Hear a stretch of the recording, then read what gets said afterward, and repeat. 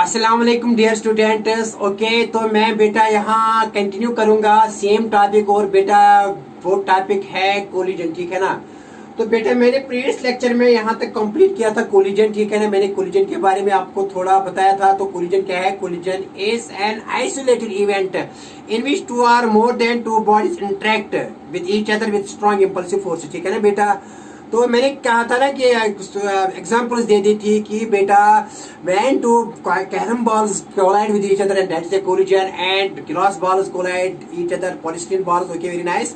तो बेटा collision is, or we can say collision is the collision between two buses, okay, very nice. तो फिर बेटा मैंने इसके बाद लिखा था there are two types of collision। फिर मैंने लिखा था एक बेटा इलास्टिक कोलिजन, प्रीवियस लेक्चर का है ये, प्रीवियस लेक्चर मैंने जो दे दिया था बेटा। तो दूसरा मैंने लिखा था यहाँ बेटा क्या लिखा था? In elastic collision. तो बेटा मैंने कहा था कि इलास्टिक कोलिजन में काइनेटिक एनर्जी कांस्टेंट रहती है। That is kinetic energy before collision is equal to kinetic energy after collision। और बेटा इन इलास्टिक कोलिजन में क्या होता है? kinetic energy does not remain constant। It means that total kinetic energy before collision is not equal to the total kinetic after collision। Okay, very nice। तो बेटे यहाँ पहले डिस्कस करेंगे इलास्टिक कोलिजन, लेकिन याद रखना एक चीज, दोनों चाहे इलास्टिक कोलिजन हो या इनइलास्टिक, दोनों में law of conservation of linear momentum, दोनों में law of conservation of linear momentum और law of conservation of energy valid है। यहाँ भी वैलिड है, यहाँ भी वैलिड है, लेकिन यहाँ law of conservation of kinetic energy valid है और यहाँ law of conservation of kinetic energy valid नहीं है। ओके, तो लेट्स स्टार्ट हियर बेटा। तो डिस्कस करेंगे, यहाँ स्टार्ट करेंगे इलास्टिक कोलिजन से। लेकिन elastic collision in one dimension पहले पढ़ेंगे, फिर पढ़ेंगे elastic collision in two dimension, फिर पढ़ेंगे बेटा in elastic collision in one dimension and then in elastic collision in two dimension. और इसके साथ ही बेटा इस चैप्टर का अलविदा करेंगे। Okay, very nice. तो फिर बाद में बेटा न्यूमेरिकल्स भी करेंगे। ओके, तो स्टार्ट करेंगे बेटा। देखो बेटा, तो स्टार्ट करेंगे यहाँ इलास्टिक कोलिजन से। बेटा किससे स्टार्ट करेंगे? इलास्टिक कोलिजन से। देखो बेटा क्या है, यहाँ मैं लिखूंगा बेटा elastic collision in one dimension. क्या लिखूंगा बेटा? Elastic collision in one dimension, ठीक है ना। इन 1D, 1D का मतलब है बेटा वन डायमेंशन में, ठीक है ना। देखो बेटा क्या है, तो बेटा मैंने कहा कि इलास्टिक कोलिजन में क्या चीज कांस्टेंट रहती है? काइनेटिक एनर्जी, ठीक है ना। That is kinetic energy before collision is equal to the kinetic energy after collision. तो बेटा देखो क्या है, लेट्स शेयर। तो ये डिस्कस करने के लिए बेटा क्या है, पहले लिख लो। सपोज मैं यहाँ होगा बेटा एक बॉडी, यहाँ here is one body, let it has mass m1, और बेटा ये मूव करती है with initial velocity u1 along x axis because one dimension. तो बेटा यहाँ एक और बॉडी लेंगे, दूसरी बॉडी, लेट इसका मास है बेटा m2 and that moves with initial velocity u2, ठीक है ना। Let us here, let us, तभी इनका ये बिफोर कोलिजन है बेटा। कोलिजन तब हो जाएगा when u1 is greater than u2। अगर u1 की वेलोसिटी m1 की वेलोसिटी m2 की वेलोसिटी से ज्यादा है तभी कोलिजन पॉसिबल है। तो मैंने बेटा लिखा यहाँ u1 is greater than u2, ठीक है ना। तो दिस इज बिफोर कोलिजन बेटा। BC का मतलब है before collision. And during collision, जब ये दोनों बेटा टक्कर जाएंगी, कोलिजन हो जाएगा ऐसे बेटा। क्यों? क्योंकि ये फास्ट चल रही है और ये स्लो चल रही है, क्योंकि u1 is greater than u2 but in the same dimension, in the same direction. तो बेटा यहाँ इनका क्या हो रहा है? यहाँ इनका कोलिजन हो रहा है। ये बेटा यहाँ m1 है बेटा, ये m1 m2 है, तो ड्यूरिंग, DC का मतलब है ड्यूरिंग कोलिजन।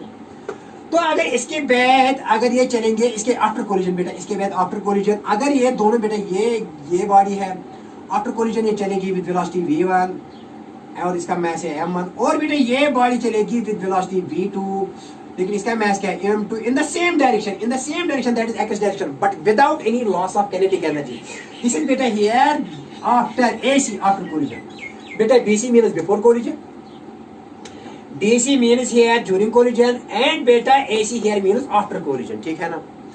देखो बेटा क्या है, ऐसे when two bodies are moving in a straight line, okay, very nice, then after collision if they continue to move in the same straight line, that is along x direction without any loss of kinetic energy, that means beta ki kinetic energy before collision is equal to kinetic energy after collision।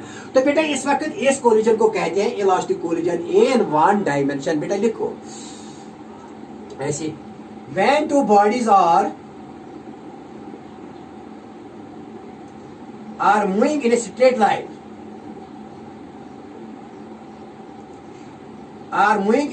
line, then after collision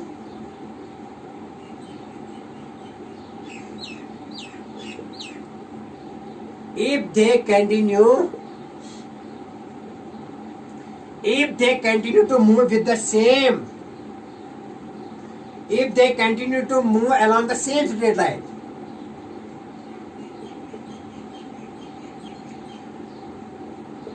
without any loss of kinetic energy, without any loss of kinetic energy, then such a collision is known as elastic collision in one dimension. क्या बेटा लिखा मैंने? When two bodies are moving in a straight line, then after collision, if they continue to move in the same straight line, but without any loss of kinetic energy, that is kinetic energy before collision is equal to kinetic energy after collision, then such type of collision is known as elastic collision in one dimension. Okay बेटा, आई बात समझ में? अब question क्या है बेटा? ये M1 भी नोन है बेटा, ये M2 भी नोन है, और बेटा U1 भी नोन है और U2 भी नोन है. तो क्या निकालना है? ये V1 here is unknown and V2 here is unknown. Now we have to find V1 and V2. What is our question now बेटा here? बेटा क्वेश्चन क्या है हमारा यहाँ कि हमको यहाँ मालूम करना है V1 and V2. क्यों?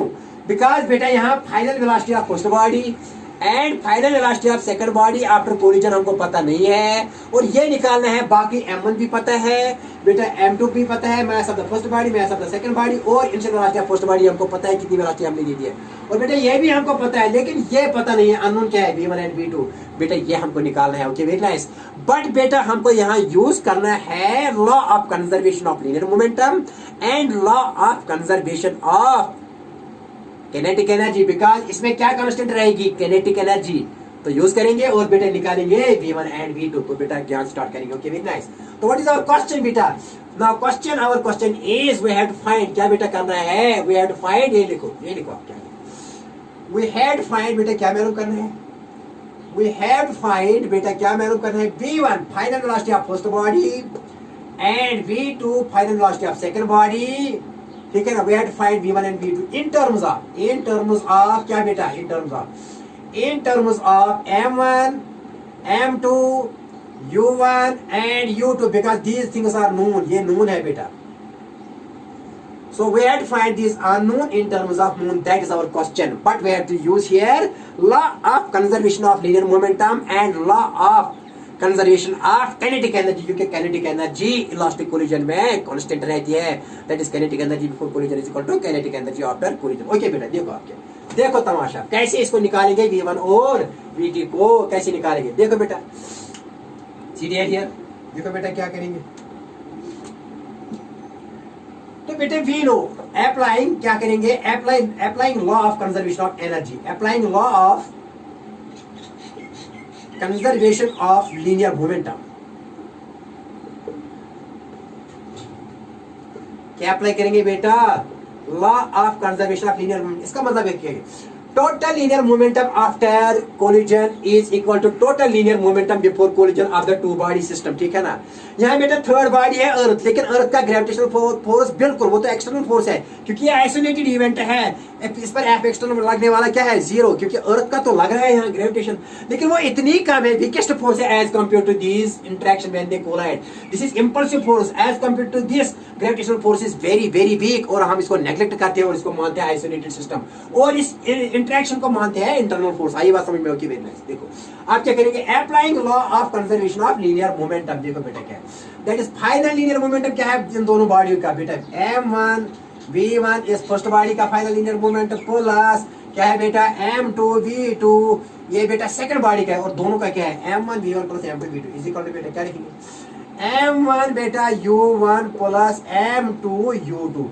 That is total linear momentum after collision is equal to total linear momentum before collision of the two bodies. बेटा आई बात समझ में? हाँ सर. Okay very nice. देखो बेटा क्या, अब यहाँ ऐसे लिखेंगे बेटा M1 V1. बेटा इसको यहाँ लेंगे, M1 U1 को यहाँ लेंगे, तो बेटा क्या बनेगा? माइनस M1 U1 यहाँ इस इक्वल टू लिखेंगे. बेटा यहाँ क्या लिखेंगे? M2 U2. बेटा इसको यहाँ लेंगे तो ये माइनस M2 V2. बात आई समझ में? Okay very nice. देखो बेटा क्लियर. अब देखो बेटा अब यहाँ क्या कॉमन निकालेंगे बेटा? M1. तो बेटा यहाँ M1 कॉमन करूंगा, और बेटा यहाँ क्या रहेगा? V1 minus U1 is equal to बेटा यहाँ क्या? M2 कॉमन करेंगे बेटा. ठीक है ना? तो अंदर क्या लिखेंगे बेटा यहाँ u2 minus v2। Okay very nice. But इसकी लिखो equation number first, write down it as equation number first. यहाँ लिखो, नहीं इसकी लिखो इक्वेशन नंबर फर्स्ट और इसकी लिखो बेटा इक्वेशन नंबर सेकंड, ठीक है ना। इसकी क्या लिखो, इसकी लिखो इक्वेशन नंबर फर्स्ट और इसकी लिखो बेटा इक्वेशन नंबर सेकंड। आई बात समझ में बेटा। मैंने क्या लिखा m1 v1, बेटा मैंने यहाँ लिया इसको यहाँ ले लिया तो ये माइनस बनेगा। और फिर यहाँ क्या लिखा m2 u2 और इसको बेटा मैंने प्लस को यहाँ ले लिया तो ये माइनस बन गया m2 v2। तो बेटा यहाँ क्या कॉमन किया, इन दोनों में मैंने कॉमन किया m1 और बेटा ये v1 माइनस u1 और बेटा यहाँ मैंने कॉमन किया m2 और अंदर क्या रहेगा u2, बेटा u2 माइनस v2। ओके, इसकी लिखा मैंने इक्वेशन सेकंड। मैंने यहाँ क्या लॉ क्या अप्लाई किया, कंजर्वेशन ऑफ लीनियर मोमेंटम। आप करेंगे बेटा एक और लॉ है वैलिड यहाँ, law of conservation of kinetic energy. करो यूज बेटा, देखो आप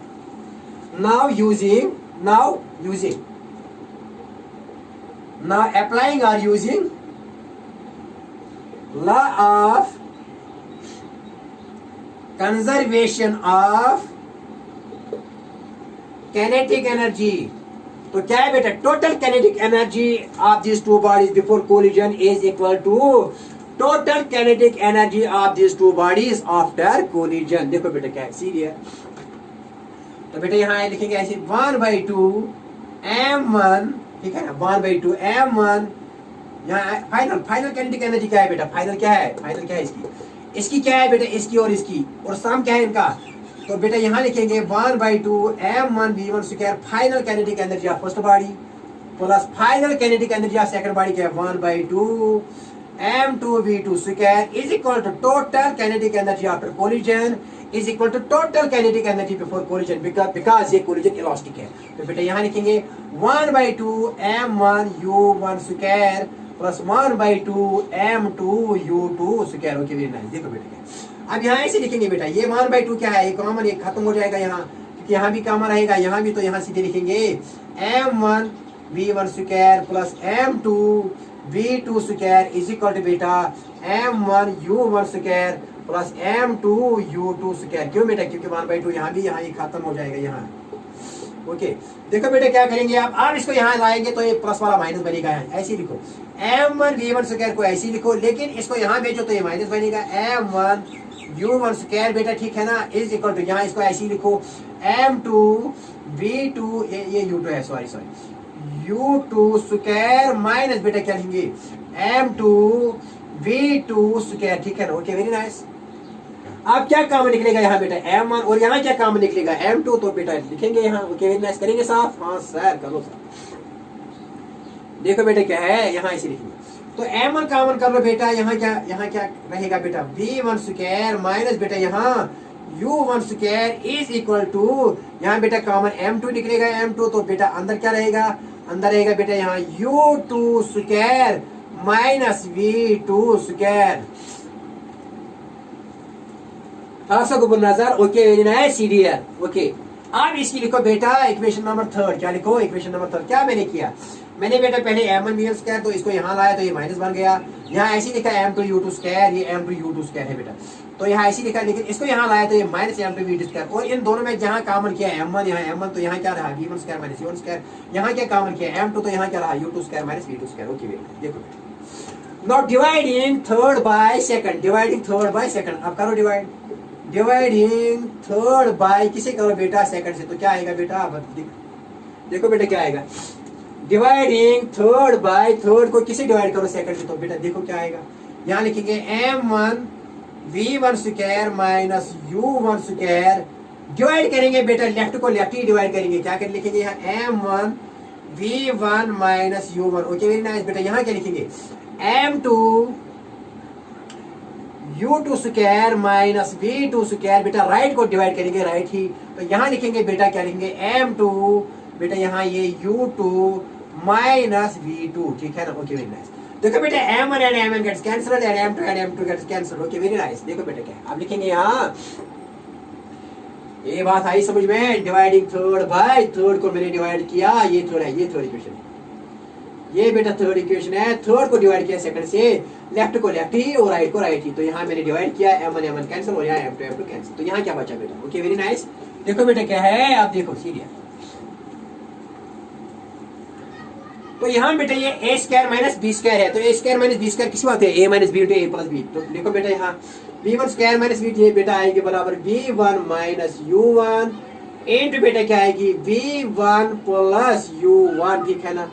डिवाइड बाई बेटा क्या है, डिवाइड में यहाँ है b one minus u one, okay, is equal to बेटा यहाँ क्या लिखेंगे, ये भी a square minus b square है, ये a minus b into a plus b के बराबर है। देखो बेटा यहाँ तो लिखेंगे, यहाँ क्या लिखेंगे ऐसे बेटा, यहाँ ऐसे लिखेंगे सी डी एल थोड़ा यहाँ इसको, ओके वेरी नाइस, चलो लिखेंगे u2 माइनस v2 इंटू बेटा क्या है, इंटू लिखेंगे u2 प्लस v2 डिवाइड क्या करेंगे, डिवाइड बेटा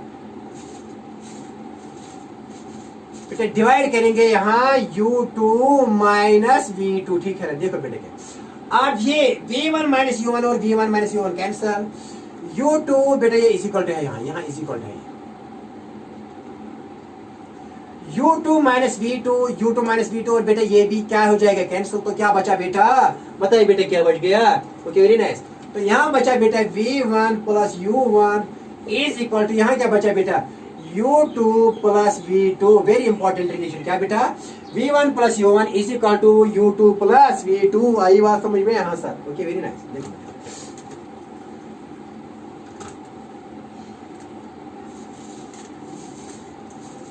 देखो बेटा यहाँ एक इंपॉर्टेंट पॉइंट है, यहाँ ऐसे लिखेंगे v1 माइनस बेटा लिखेंगे v2 इज इक्वल टू, यहाँ बेटा लिखेंगे u2 नहीं बेटा ऐसे लिखेंगे u1 माइनस, ऐसे लिखेंगे u1 minus u2 is equal to बेटा यहाँ लिखेंगे v2 माइनस v1, क्या लिखा बेटा u1, इसको u2 को यहाँ ले लिया तो माइनस बन गया बेटा, यहाँ तो v2 है और v1 को यहाँ ले लिया तो बेटा ये माइनस बन गया, ठीक है ना, ओके वेरी नाइस। इसको कहते हैं relative velocity of approach, that is relative velocity of first body with respect to second, because relative velocity होती है ना बेटा, आपको पता है कि v b a लिखते थे, v b minus v a, that is relative velocity of v with respect to a is v b minus v a। तो u1 माइनस u2 क्या है बेटा, it is relative velocity of first body with respect to second, first body with respect to second means ये approach हो रही है, इस वक्त हो रही है रिलेटिव वेलोसिटी तो है लेकिन अप्रोच हो रही है ना, तब भी कोलिजन हो जाएगा। क्या लिखते हैं इसको, इसको क्या कहते हैं, इसको कहते हैं रिलेटिव वेलोसिटी ऑफ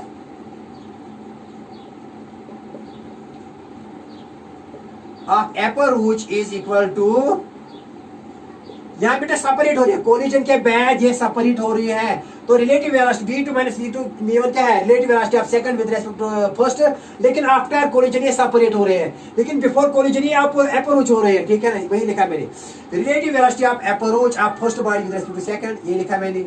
ये क्या है बेटा, this is relative velocity of separation, relative velocity of separation of second body with respect to first body, ठीक है ना, यही बात समझ में।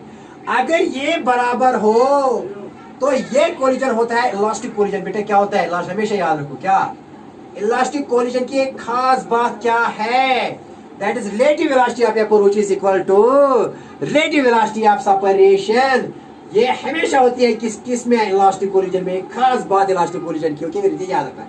लेकिन मुझे ये तो याद रखना है, लेकिन मुझे यहाँ क्या निकालना है, मुझे यहाँ v1 और v2 के लिए एक्सप्रेशन निकालनी है, क्या निकालनी है, मुझे यहाँ v1 अननोन और v2 निकालना है इन terms of m1 m2 and u1 and u2, ये मुझे निकालना है। तो देखो बेटा कैसे करूंगा, आगे कैसे जाऊंगा, देखो बेटा क्या है, अब ये v2 किसके बराबर आएगा, ये आई बात समझ में, ये v2 बताओ किसके बराबर है, फिर v2 को किसमें फर्स्ट में देगी सब्स्टिट्यूट, बेटा ये करेंगे साहब, हाँ सर कर लो साहब,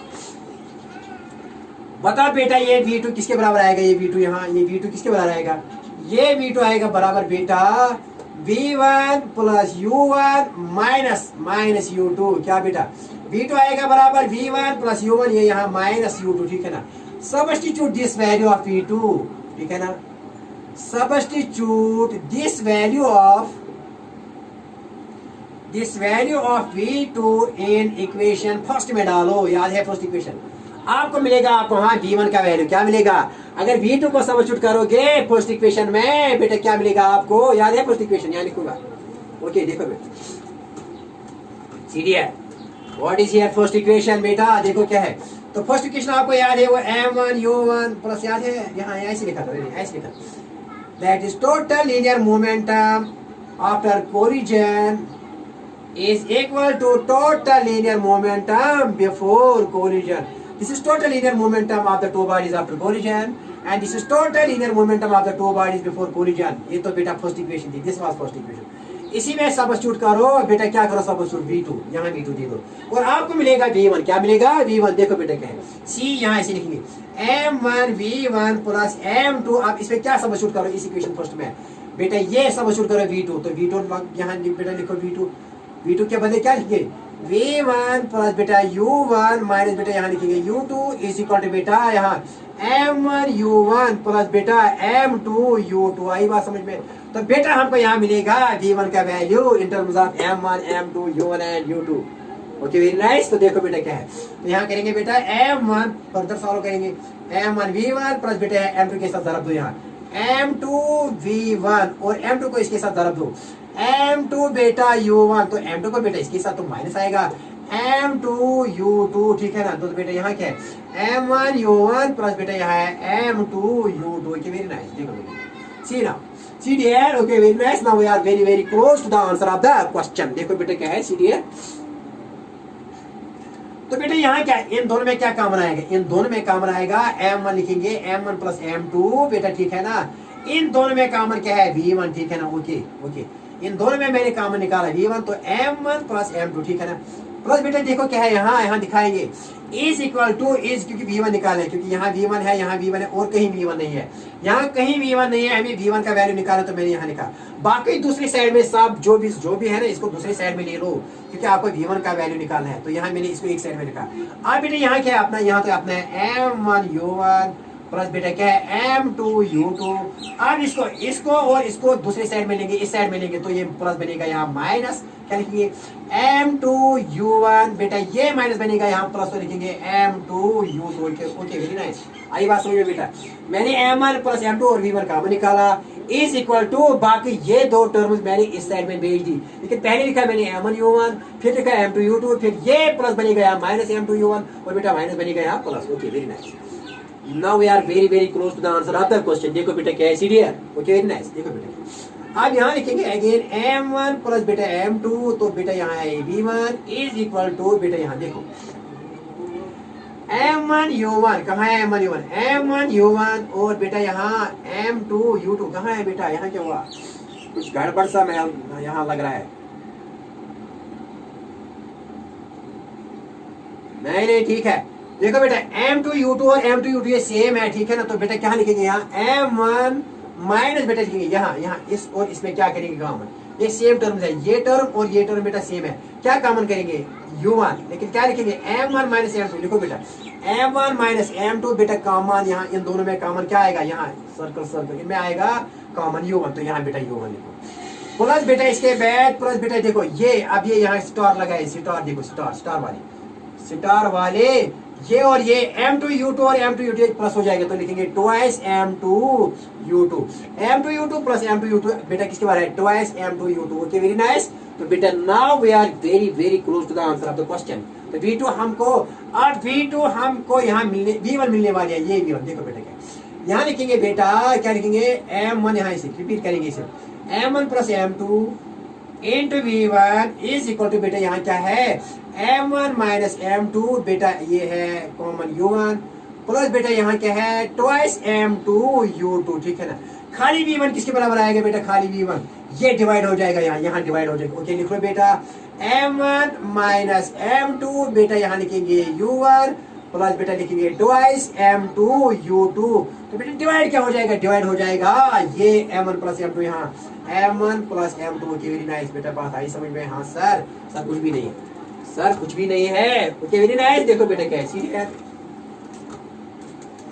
तो देखो बेटा क्या है V1 किसके बराबर आएगी, V1 यहाँ आएगी। अब इसको सेपरेट डिवाइड देखो, इसको सेपरेट डिवाइड देखो तो कोई प्रॉब्लम नहीं, तो लिख लो बेटा यहाँ लिखेंगे M1 माइनस M2 बेटा, यहाँ लिखेंगे U1, ठीक है ना। डिवाइड करेंगे बेटा यहाँ M1 प्लस, ऐसे भी लिख सकते हैं, ऐसे लिखो, यहाँ ऐसे लिखो, no problem.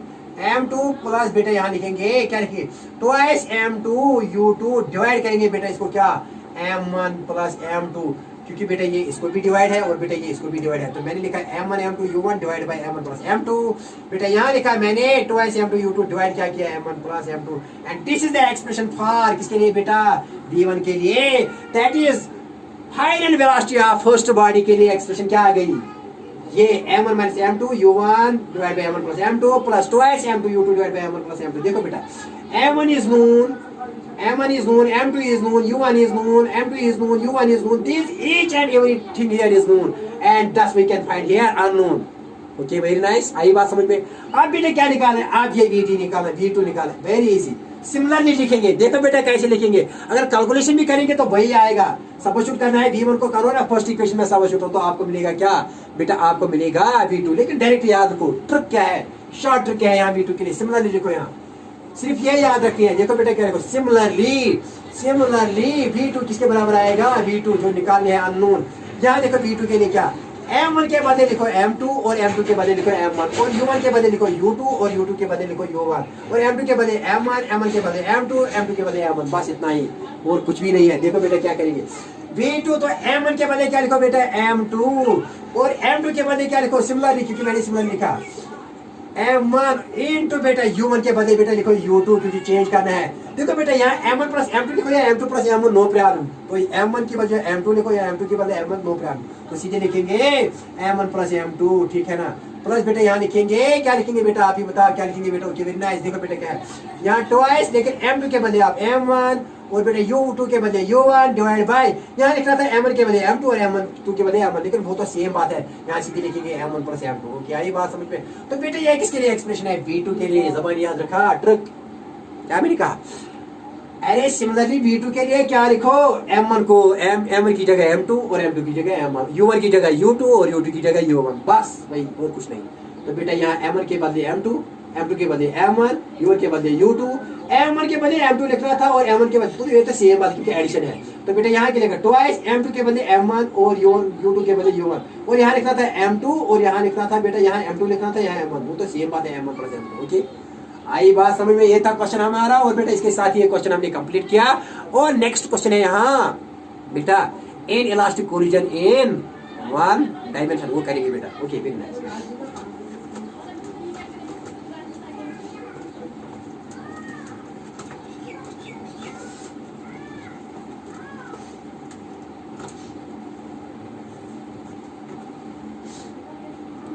Okay very nice.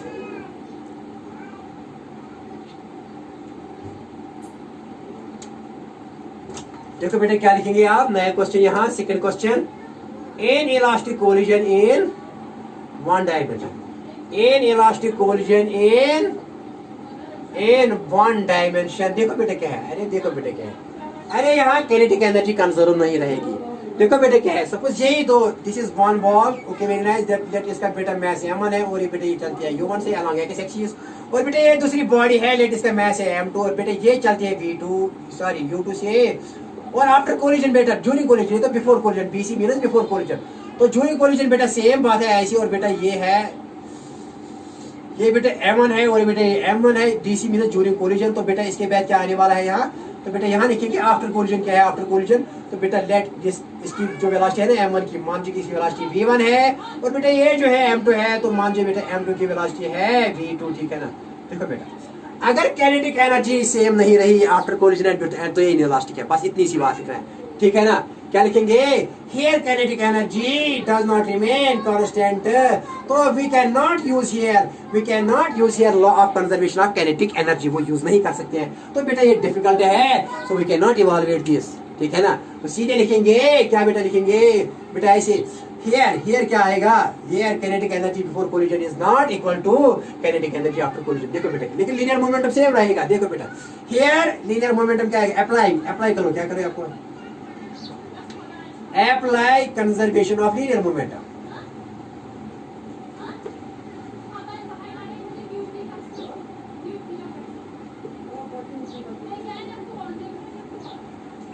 तो बेटा ऐसे लिखेंगे, m1 ये तो ठीक बात है, m1 v1 plus m2, m1 v1 plus बेटा क्या है m2 v2 is equal to बेटा किसके बराबर है, m1 u1 plus m2 u2।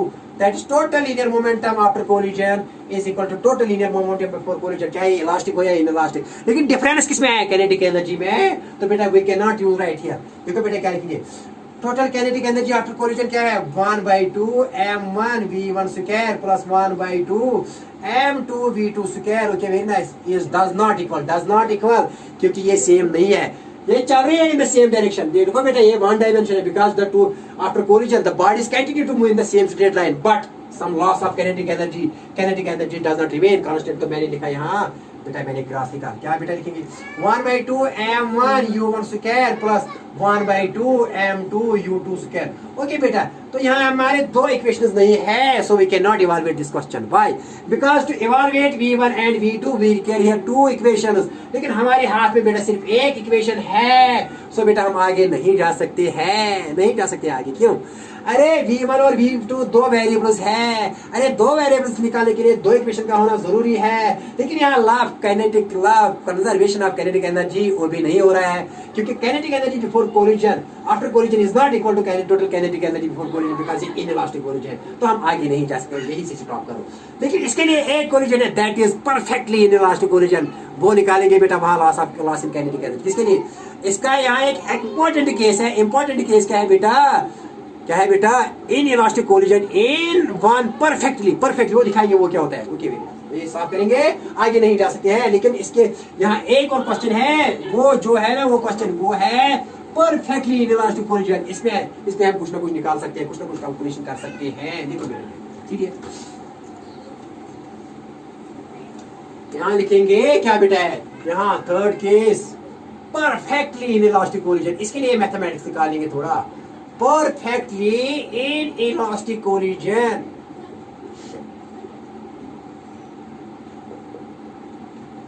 in one dimension। in बेटा किस में? in 1D। 1D का मतलब क्या है बेटा? one dimension और in a straight line। देखो बेटा क्या है परफेक्टली इन इलास्टिक कोलिजन का मतलब क्या है? देखो बेटा, अगर दो बॉडीज आपस में कोलाइड हो जाएंगे तो अगर आफ्टर कोलिजन दे कंबाइन हो जाएंगे, एक बॉडी दूसरे में एम्बिड हो जाएगी, फिर ये कंबाइन करके मोशन चलेंगे, कॉमन वेलोसिटी से चलेंगे। इस वक्त जो कोलिजन होगा that is known as perfectly elastic collision. किसको कहते हैं परफेक्टली इलास्टिक कोलिजन? बेटा अगर दो बॉडीज चलती है इन ए स्ट्रेट लाइन और आफ्टर कोलिजन एक बॉडी दूसरी बॉडी में एम्बिड हो जाएगी, एक बॉडी दूसरी बॉडी में एम्बिड हो जाएगी और दोनों बॉडीज कॉमन वेलोसिटी से चलेंगी, तो बेटा इस and with some loss of kinetic energy जरूर हो जाएगी। तो काइनेटिक एनर्जी कंजर्व नहीं रहेगी, लेकिन वो कॉमन चीज तो इसने स्ट्रेट लाइन चलेगी, that is known as perfectly elastic collision in one time. दिखाएगी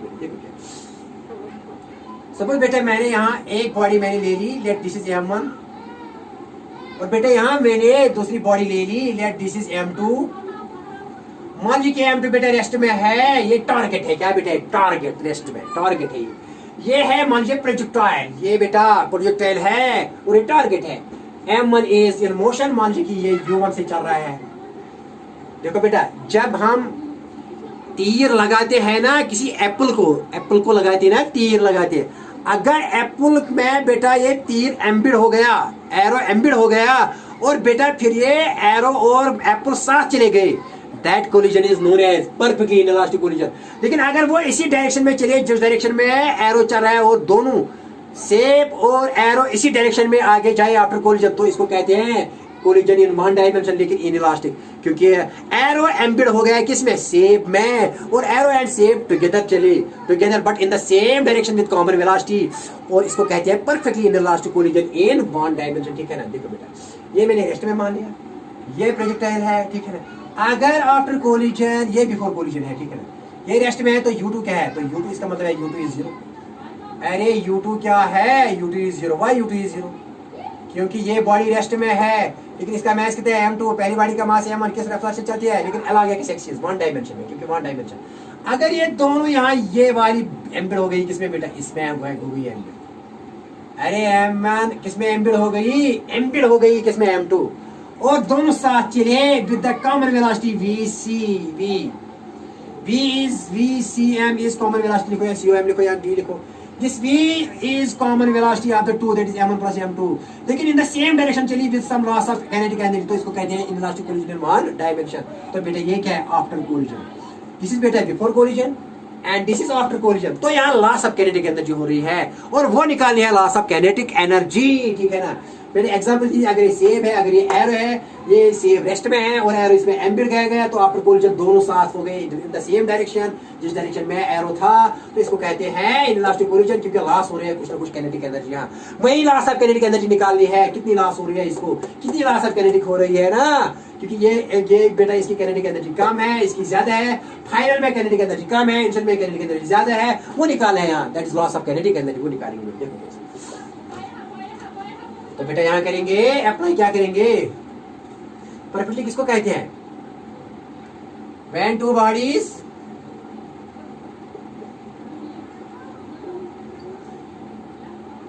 bodies get embedded after collision,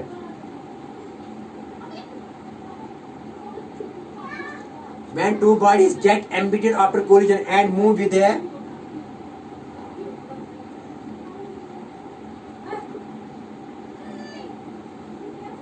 a common velocity but in a straight line, then such a collision is known as inelastic collision in perfectly inelastic is known as, बेटा क्या कहते हैं इसको, is known as perfectly inelastic collision।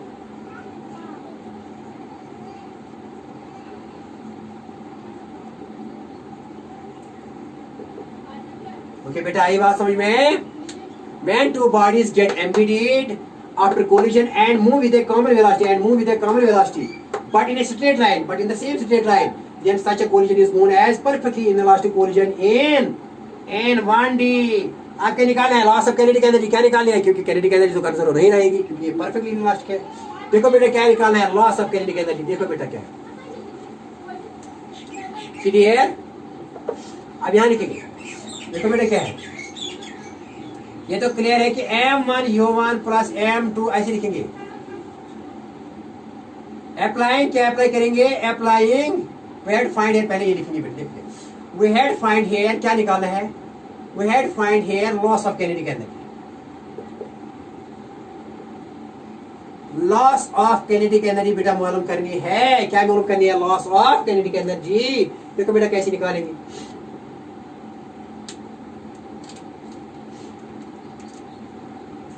तो बेटा ये निकालना है, दैट इज ये है loss of kinetic energy, this is loss of kinetic is equal to kinetic energy initial minus kinetic energy final. तो बेटा इसकी लिखो फर्स्ट, ये निकालना है। It can be easily proved that final kinetic energy is less than the kinetic energy of nature। वो भी दिखाएंगे डेटा, ट्राई करो घर में, लेकिन मैंने शॉर्ट में लिखा कि ये kinetic energy कम है, ये ज्यादा है। घर में ट्राई करो कि सर ने कैसे बताया, ये आपके लिए क्वेश्चन है। ये it is observe, it is clear that इसकी वेलोसिटी, इसकी kinetic energy कम है और इसकी ज्यादा है। तो लास्ट क्या आएगी बेटा, kinetic energy initial minus kinetic energy final. तो बेटा देखो क्या बता, kinetic energy इनिशियल क्या है बेटा, 1/2 m1 u1 स्क्वायर, इसकी है क्योंकि इसकी जीरो है ना, इसकी जीरो है तो इसकी कोई एनर्जी नहीं है, माइनस काइनेटिक एनर्जी फाइनल क्या है बेटा, 1/2, ये कंबाइन में चलता है क्या, m1 plus m2 but they move with the common velocity v square. तो बेटा यहाँ है ये loss in kinetic energy, change in kinetic energy means loss, चलो लिखेंगे यहाँ loss in kinetic energy, loss in kinetic energy इसके बराबर है। Okay very nice. अभी भी निकालें, भी हियर इज अननोन। देखो बेटा इसकी लिखो बेटा यहाँ equation number first, now using, आप यूज क्या करो, now using law of conservation of linear momentum, law of conservation of linear momentum, क्या करो बेटा, use law of conservation of linear momentum, that is total linear momentum before collision is equal to total linear momentum after collision। बेटा लिख लो, total linear momentum before collision is equal to, यहां से लिखेंगे m1 u1, क्योंकि ये बेटा क्या है, ये बेटा है जीरो, क्योंकि ये क्या है जीरो, इज इक्वल टू, क्योंकि रेस्ट में है तो is equal to total linear momentum after collision, क्योंकि ये कंबाइन में चल रहा है तो क्या लिखेंगे m1 plus m2 into common velocity क्या है v, कैपिटल V, बड़ा सा v बना, ये कॉमन वेलोसिटी है दोनों। ये भी नहीं निकालेंगे, बताइए भी किसके बारे में, पहले लिखेंगे m1u1 is equal to m1 plus m2 बेटा यहाँ लिखेंगे v, ठीक है ना। आप ये v किसके बराबर है, ये कॉमन वेलोसिटी, ये v आएगी बेटा बराबर क्या लिखेंगे यहाँ m1u1 divide by m1 plus m2, ठीक है ना बेटा। इसकी लिखो इक्वेशन नंबर सेकंड, क्योंकि बेटा इक्वेशन नंबर सेकंड हमको कॉमन वेलोसिटी दी गई है। तो इसको सब्स्टिट्यूट करो सेकंड इन फर्स्ट को, क्या करो बेटा, क्या करो यहाँ सब्स्टिट्यूट सेकंड इन फर्स्ट, लिखो बेटा सब्स्टिट्यूट सेकंड इन फर्स्ट, किसके बदले बेटा, यहाँ v के बदले, इस कॉमन वेलोसिटी के बदले लिखो यहाँ m1u1 divide by m1 plus m2, लिख लो बेटा, कर लो बेटा और लिख लो। देखो बेटा क्या आएगा, क्या आएगा बेटा, ये सब्स्टिट्यूट करो, यहाँ करो सब्स्टिट्यूट बेटा, जल्दी करो। देखो बेटा अगर इसमें सब्स्टिट्यूट करेंगे क्या आएगा, यहाँ लिखेंगे, यहाँ लिखो ये, यहाँ देखो loss in kinetic energy, loss in kinetic energy किसके बराबर आएगी बेटा, देखो 1/2, ये ऐसे लिखेंगे m1u1 square minus m1/2 m1 plus बेटा m2, v के बदले क्या लिखो बेटा, v के बदले ये लिखो, क्योंकि सब्स्टिट्यूट सेकंड इन फर्स्ट, तो v के बदले ये लिखो क्या m1u1 डिवाइड बाय बेटा क्या लिखेंगे m1 प्लस बेटा m2 का बेटा क्या लिखेंगे होल स्क्वायर, ठीक है ना। Okay very nice. आप इसको बेटा मैंने सब्स्टिट्यूट किया, आप देखो तमाम सीरियर। तो जब सेकंड को फर्स्ट में सब्स्टिट्यूट किया तो लॉस इन काइनेटिक एनर्जी क्या है 1/2 m1u1 square minus 1/2 m1 plus m2, तो ये v की जगह m1u1 divide by m1 plus m2 का whole square. Okay this is loss in kinetic energy, आसान है ना, वेरी इजी। देखो बेटा आप सीरियर, देयरफॉर बेटा, therefore loss in kinetic energy क्या आएगी, लॉस इन काइनेटिक एनर्जी बेटा किसके बराबर आएगी, देखो बेटा क्या है, इज इक्वल टू, देखो बेटा क्या है 1/2 m1u1 स्क्वायर, ठीक है ना, ये ऐसे लिखा है, माइनस बेटा क्या है ये, देखो बेटा क्या माइनस 1/2 m1 प्लस m2, ठीक है ना बेटा, यहाँ है। Okay very nice. यहाँ क्या है बेटा, देखो थोड़ा इसको ऐसे लिखेंगे, थोड़ा यहाँ लिखेंगे, देखो बेटा इसको ऐसे, ये बेटा m1 है, ये u1 से चल रहा है, और ये m2 क्या थी बेटा, ये रेस्ट में थी, और u2 क्या थी, u2 तो यहाँ से होगी क्योंकि ये रेस्ट में थी। ओके बेटा ऐसे लिखेंगे यहाँ, तो 1/2 m1 प्लस m2 बेटा यहाँ क्या लिखेंगे, इसका भी स्क्वायर और इसका भी स्क्वायर है, यहाँ बेटा क्या लिखा माइनस 1/2 m1 प्लस m2, तो बेटा यहाँ लिखेंगे m1 का भी स्क्वायर है और बेटा u1 का भी अपना अलग स्क्वायर है, तो डिवाइड करेंगे, इसका भी स्क्वायर है, ये सारी की सारी टर्म का स्क्वायर है, तो इसको सेपरेट लिखेंगे m1 प्लस m2 का होल स्क्वायर, ठीक है ना। देखो अब this is loss in kinetic energy, ठीक है ना, ये loss in kinetic, therefore loss in kinetic energy बेटा किसके बराबर आएगी, देखो बेटा क्या, एक यहाँ m1 प्लस m2 ये और एक इसमें कैंसिल हो जाएगा ना, तो ये बचेगा, क्या बेटा लिखेंगे 1/2 m1u1 स्क्वायर, ठीक है ना, माइनस बेटा 1/2 बेटा, ठीक है ना, तो क्या लिखेंगे यहाँ 1/2 बेटा यहाँ लिखेंगे m1 square u1 square divide by क्या लिखेंगे बेटा m1 प्लस बेटा लिखेंगे m2। ओके आई बात समझ में। अब बेटा क्या करेंगे, बताओ क्या करेंगे, बताओ आप ही बताओ क्या करेंगे अब, ठीक है। अब बेटा यहाँ देखो क्या है, यहाँ 1/2 m1 कॉमन निकालेंगे, क्या निकालेंगे कॉमन, यहाँ बेटा ऐसे ही करेंगे, इसको इसके साथ ज़रब देंगे, ये इसको डिवाइड मान करो ना बेटा, इसको इसके साथ ज़रब दो और इसको इसके साथ ज़रब दो, सी है।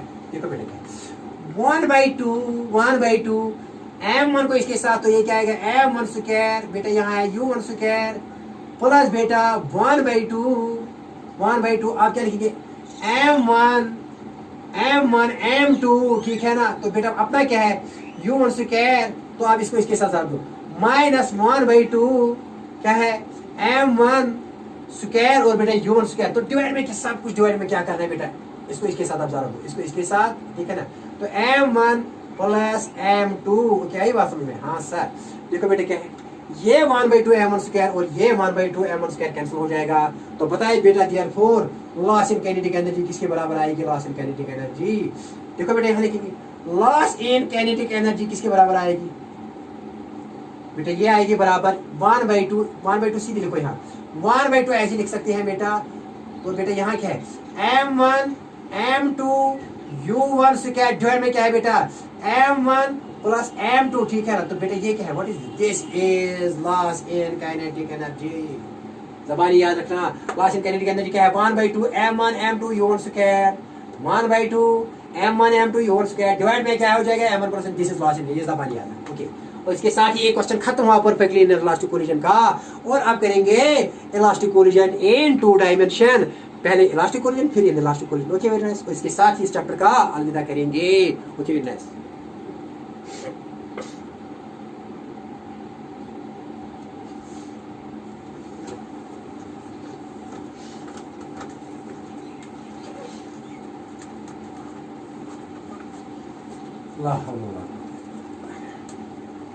आप बेटे यहां लिखेंगे perfectly elastic collision in 2 dimension.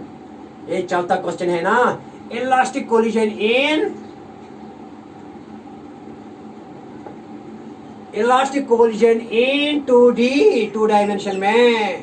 देखो बेटे क्या है, when two bodies after collision move in different directions but without any loss of kinetic energy, such a collision is known as elastic collision in 2 dimension। किसको कहते हैं? when two bodies यहां लिखिए, चलो दिखाएंगे, पहले दिखाएंगे। देखो बेटे, सपोज बेटे ये एक बॉडी है m1 और बेटे इसकी किस वेलोसिटी से चल रही है u1, ये दूसरी बॉडी है m2, ठीक है ना, ये बेटे m1 है, बेटे ये m2 है, किस वेलोसिटी से चल रही है यहाँ दिखाएंगे। मान ली कि यहाँ बेटा किस वेलोसिटी से चल रही है u2 से चल रही है, ठीक है ना। अगर इनका कोलिजन हुआ, इसको इसके साथ कोलिजन हुआ, तो अगर बेटा ये खुद चली गई, खुद ये बॉडी चली गई, ये बॉडी ये यहाँ चली गई, ये m1 यहाँ चली गई, बेटा यहाँ मैंने ऐसे लिखा ये m1 है क्योंकि यहाँ डैश से, तो ये m1 है। लेकिन फाइनल वेलोसिटी बेटा इसकी क्या है, final velocity with velocity v1 से यहाँ बेटा, और ये यहाँ चली गई, यहाँ जा गई ये बॉडी, यहाँ गई बेटा, ठीक है ना। कहाँ? यहाँ बेटा किस वेलोसिटी से, विद वेलोसिटी v2, ये बॉडी कौन सी बॉडी है, m2 बॉडी है, and making an angle, suppose ये बनाती है इसके साथ थीटा, और बेटा ये बनाती है इसके साथ फाई एंगल, ठीक है ना। बात आई समझ में? पहले दोनों बॉडीज, ये बॉडी चल रही थी विद वेलोसिटी v1 m1, और बेटा ये m2 चल रही थी along x axis with velocity u2। लेकिन जब इन दोनों का टक्कर हुआ आफ्टर कोलिजन, ये बॉडी चली गई खुद यहाँ इन डिफरेंट डायरेक्शंस, और ये बॉडी चली गई यहाँ after collision with velocity v1 and this with velocity v2। लेकिन इसने कितना एंगल बनाया इस एक्स एक्सिस के साथ थीटा, और इसने कितना एंगल बनाया एक्स एक्सिस के साथ फाई, एंड दैट कोलिजन अगर यहाँ फाइनल काइनेटिक एनर्जी आई बराबर इनिशियल काइनेटिक एनर्जी के बराबर, तो इसको कहते हैं इलास्टिक कोलिजन इन 2 डायमेंशंस। क्या लिखो बेटा, when two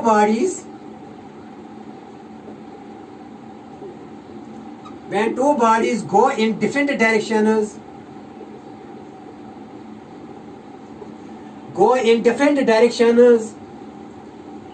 after collision without any loss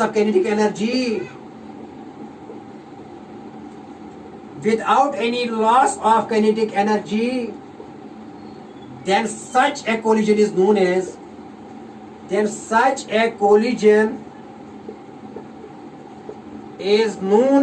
बेटा क्या कहते हैं इसको, is known as inelastic collision in 2 dimensions।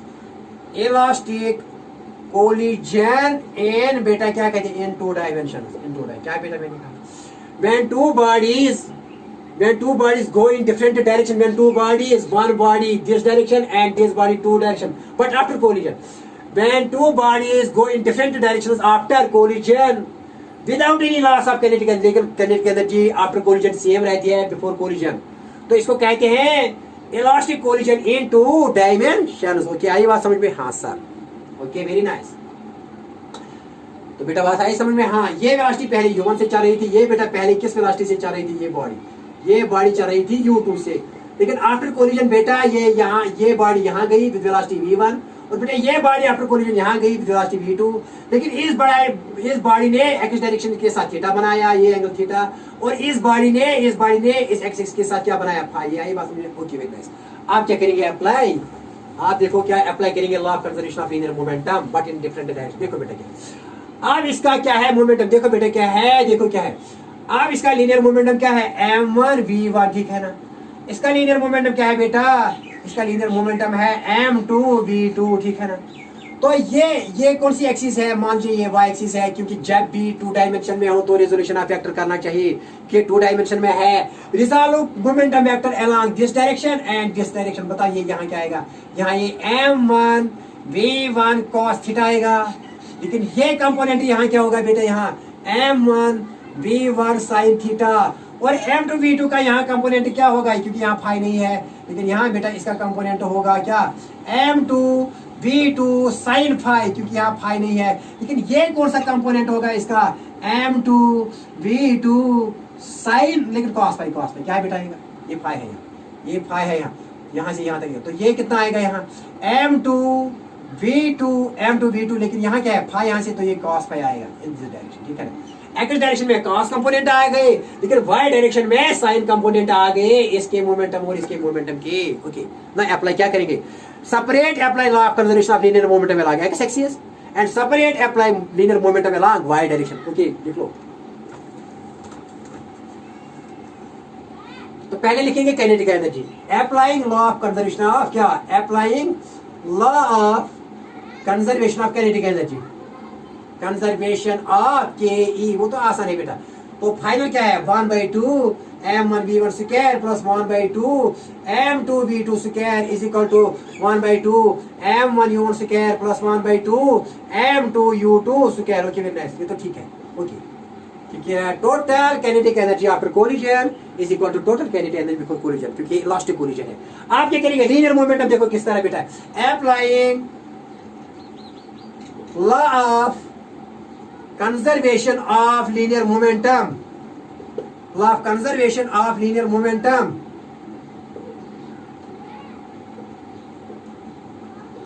applying law of conservation of linear, पहले x एक्सिस की लगाएंगे। क्या लगाएंगे? इन what direction?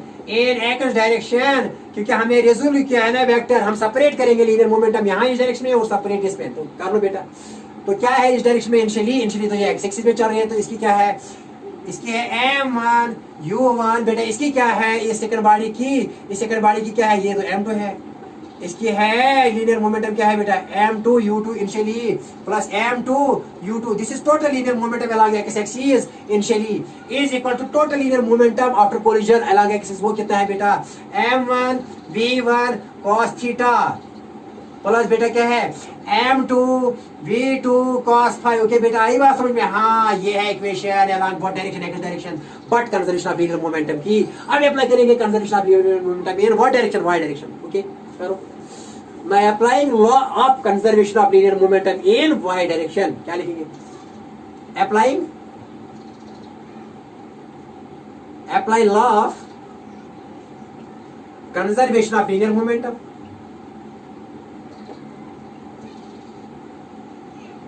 in what direction? in y direction. बेटा बताए इनिशियली y डायरेक्शन में कुछ मोमेंटम है नहीं, क्योंकि ये चल रहे हैं एक्स डायरेक्शन में, तो इनिशियली कुछ भी नहीं है, सीधे जीरो लिखो। क्यों? इनिशियली क्या है? इनिशियली एक्स एक्सिस में चल बेटा मूव कर रही थी। इनिशियली एक किस डायरेक्शन में बेटा मोशन थी इनकी? एक्स डायरेक्शन में। तो y डायरेक्शन में मोमेंटम क्या होगा? Zero initially. लेकिन फाइनली है यहाँ कितना है? यहाँ मान लो पॉजिटिव बेटा, इसको ले लो नेगेटिव, और पॉजिटिव डाउनवर्ड्स नेगेटिव। तो ये मोमेंटम कितना है? m1 v1 sin थीटा, लेकिन ये माइनस है बेटा यहाँ। क्या? यहाँ बेटा m2 v2 है। m2 v2 sin phi total this is total linear momentum after collision, लेकिन but along what direction? Y direction. तो इक्वेशन क्या आ गई बेटा? यही इक्वेशन है। आप सीधे लिख सकते हैं, इसको यहाँ ले लो, यहाँ इसको यहाँ ले लो। तो क्या लिख सकते हैं? m2 v2 sin phi is equal to m1 v1 sin theta. Okay very nice. These are the equations in what? In elastic collision. अब इन इलास्टिक कोलिजन में क्या होगा? इन इलास्टिक कोलिजन में ये वैलिड है, लेकिन काइनेटिक एनर्जी वैलिड नहीं है। इतना ही लिखना है, ये वैलिड है लेकिन काइनेटिक एनर्जी वैलिड नहीं। यही इक्वेशन, बिल्कुल यही इक्वेशन है, क्योंकि लीनियर मोमेंट तो एक्स एक्सिस में ही होगा और वाई एक्सिस में ही होगा। लेकिन बेटा काइनेटिक एनर्जी यहाँ, क्योंकि काइनेटिक एनर्जी इन इलास्टिक में before collision is not equal to after collision. आई बात समझ में? हाँ बेटा। Okay very nice, very nice. देखो बेटा चलिए, अब यहाँ एक टर्म है जिसको कहते हैं कोएफिशिएंट ऑफ रेस्टिट्यूशन। क्या बेटा है? एक टर्म है।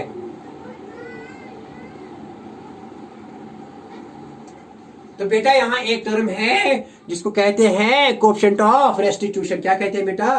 क्या कहते हैं? क्या मैंने कहा, इनलास्टिक में क्या करना है, बिल्कुल बेटा यही लीनियर मोमेंटम के लिए है, क्योंकि लीनियर मोमेंटम वैलिड है इनलास्टिक के लिए भी, या इलास्टिक हो तो 2 डायमेंशन में सेम रहेगा जो मैंने यहाँ बताया, लेकिन काइनेटिक एनर्जी नहीं लिख रहा। ओके, अब है एक इंपॉर्टेंट, लास्ट में एक इंपॉर्टेंट पॉइंट यहाँ, और इसके साथ ही आज के चैप्टर का अलविदा करेंगे, ठीक है ना। ठीक है, coefficient of restitution, coefficient of restitution, और बेटे इसको कहते हैं coefficient of resilience.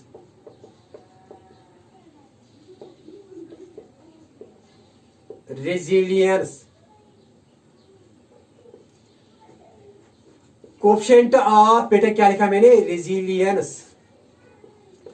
Coefficient of restitution कहो या कोएफिशिएंट ऑफ रेजिलियंस, और बेटे ई से यहां डिनोट करते हैं। बेटे क्या लिखा मैंने, कोएफिशिएंट ऑफ रेस्टिट्यूशन और कोएफिशिएंट ऑफ रेजिलियंस, ये किसके बराबर होता है, देखो बेटा क्या होता है, ये होता है बराबर, इसकी डेफिनेशन ये है बेटा, देखो ये होता है बराबर v2 minus v1 divided by u1 minus u2। What is this, देखो बेटा क्या है, ये ऐसे है, this is initial velocity of u1 and mass m1, this is initial velocity of m2 with velocity u2, क्योंकि u1 है ग्रेटर देन u2, बेटा इनका कोलिजन हो जाएगा। आफ्टर कोलिजन क्या है, तो ये बेटा चलेगी विद वेलोसिटी v1 और बेटा ये चलेगी विद वेलोसिटी v2, ठीक है ना।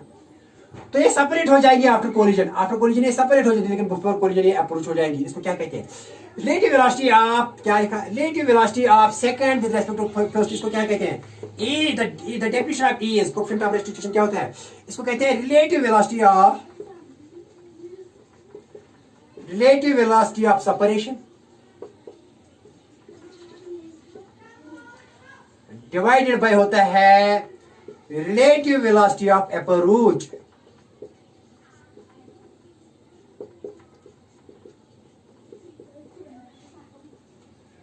बेटा क्या कहते हैं इसको, क्योंकि आफ्टर कोलिजन बेटा ये दूर चली जाएगी, ये फास्ट चली जाएगी, ये पीछे चली जाएगी। तो relative this, what is this, v2 is relative velocity of second body with respect to first, that is known as relative velocity of separate, क्योंकि ये आफ्टर कोलिजन सेपरेट हो जाएगी। What is u1 minus u2, क्योंकि before collision ये है, क्योंकि fast चल रही है, स्लो चल रही है, इनका कोलिजन हो जाएगा। तो u1 माइनस u2 क्या है बेटा, okay very nice.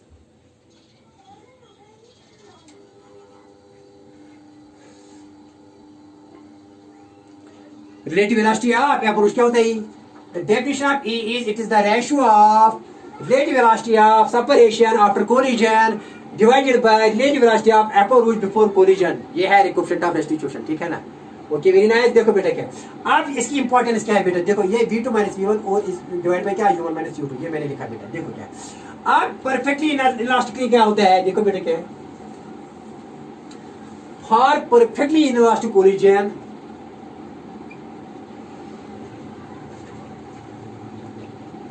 For perfectly elastic collision के लिए बेटा ए होता है 1 के बराबर, मरहबा, क्या होता है बेटा, ए होता है मरहबा, ए होता है 1 के बराबर, क्यों, क्योंकि रिलेटिव वेलोसिटी ऑफ सेपरेशन होता है, मैंने दिखाया ना आपको, क्या दिखाया यहाँ, ये दिखाया था। परफेक्टली इलास्टिक के लिए v2 माइनस v1 होता है बेटा बराबर u1 माइनस u2, ठीक है ना। Okay very nice. देखो बेटा क्या है, और फॉर परफेक्टली इन इलास्टिक के लिए ए होता है 0, क्यों, क्योंकि बेटा देखो क्या है, क्योंकि आफ्टर कोलिजन जो होता है ना, सपोज ये एक बॉडी है, ये दूसरी बॉडी है, लेकिन परफेक्टली इन इलास्टिक के लिए दोनों साथ चलती है ना, साथ, जब साथ चलती है तो रिलेटिव वेलोसिटी क्या आएगी, v2 माइनस v1 वो 0 हो जाएगी, ये साथ साथ चलती है, ये कॉमन वेलोसिटी से चलती है। तो फॉर परफेक्टली इलास्टिक के लिए क्या है बेटा, E इज इक्वल टू देखो v2 minus v1 divided by u1 minus u2, देखो बेटा ये 0 है, क्योंकि ये कॉमन चलती है, फॉर परफेक्टली 0, तो बेटा ये 0 है, divide by u1 minus u2, तो बेटा ये आया 0, किसके लिए, परफेक्टली इन इलास्टिक के लिए बेटा ये 0 आया। तो दुनिया में जो भी कोलिजन्स है, वर्ल्ड में जो भी कोलिजन्स है ना बेटा, वो किसके दरमियान होते हैं, वर्ल्ड में जो भी कोलिजन्स है, वर्ल्ड में जो भी कोलिजन्स है वो लाई करते हैं, जिनका कोएफिशिएंट ऑफ रेस्टिट्यूशन लाई करता है greater than 0 but less than 1, and there is no collision in the world which is perfectly elastic, and there is no collision in the world which is perfectly elastic और perfectly elastic. और बेटा इसके साथ ही आज का lecture खत्म हो जाता है। Wishing you all the best of